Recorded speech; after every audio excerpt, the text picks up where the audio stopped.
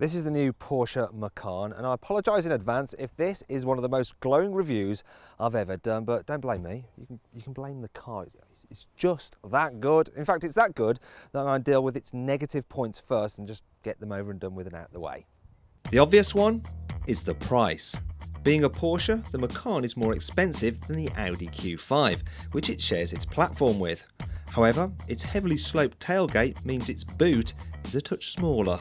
Then there's the options. You have to pay £271 extra if you want Bluetooth. You're kidding, right, Porsche? Oh, it appears that you're not. As for the design, well, the Macan certainly looks good, but it does lack some of the wow factor of the Range Rover Evoque. Speaking of which, the Porsche can't quite match the Evoque off-road either, though to be fair, it's more than capable enough for most buyers' needs.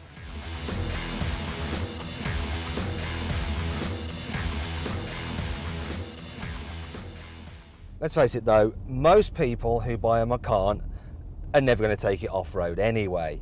And that's why Porsche has set the car up to be absolutely awesome on-road, and believe me, it is absolutely awesome on-road. The steering, it's sharp, there's hardly any lean at all when you go around a corner, and you've got oodles of grip from the excellent four-wheel drive system.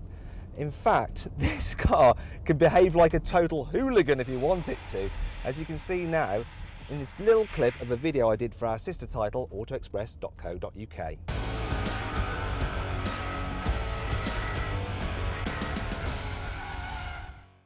Now I know what you're thinking, and yes, of course, you're absolutely right. You're even less likely to do that kind of driving than going off-road, but what it does illustrate is that this Macan is genuinely good fun to drive.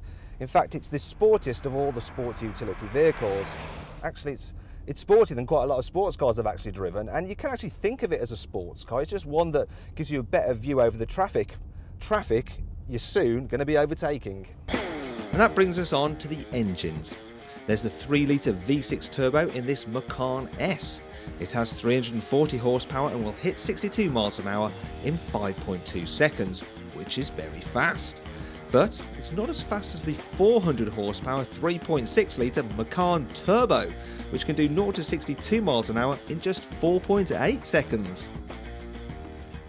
For most people, the 3-litre diesel will be the pick of the range, and that's because it's reasonably economical. It'll do 46 miles per gallon, yet can still get from 0 to 62 miles an hour in just 6.3 seconds. And it's actually got so much in-gear shove that when you're on the motorway, you can just blast past slow-moving traffic like it's standing still.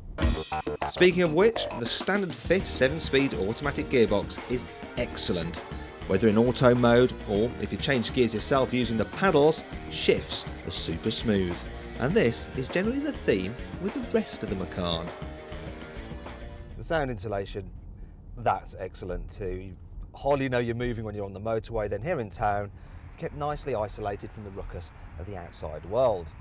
The car's fairly manoeuvrable too, as I'll illustrate now with a classic Carbuyer circumnavigator mini roundabout until you annoy other road users test. So here we go. Have I annoyed anyone? Yeah, there we go. Yeah. Sorry about that. I'm trying to do a car review here. It's very important scientific stuff, you know.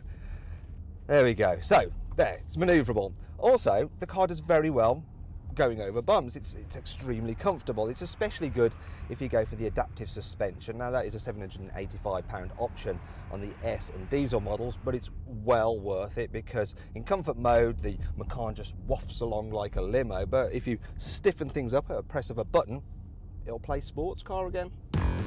If you want, you could also upgrade to air suspension for an even comfier ride. This also allows you to raise the car for off-roading, or more likely for traversing speed humps, or lowering it if you want to pretend you're in a Cayman.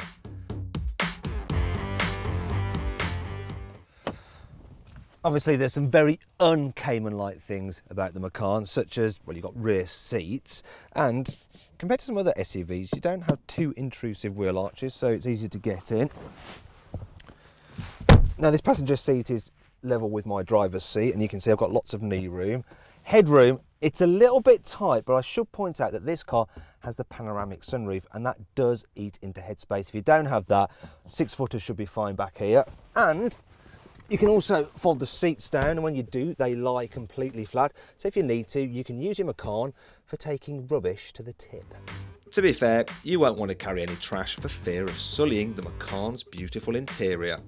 The materials feel robust, quality is exemplary, and even though there's a bewildering array of buttons on the centre console, everything is easy to operate on the move. You even get some decent in-car storage too, which obviously pleases us greatly here at Carbuyer. So there we go then, the Porsche Macan, it's the best premium mid-size SUV you can buy. However, like I said at the beginning, it's not quite 100% perfect. So to see if you'd be better suited to a Range Rover Evoque, you can see our review of that by clicking up here. Or maybe the Macan's sister car, the Audi Q5, by clicking down here. If you click here, you can watch our very latest video. And don't forget, click on our logo to subscribe to the Carbuyer YouTube channel.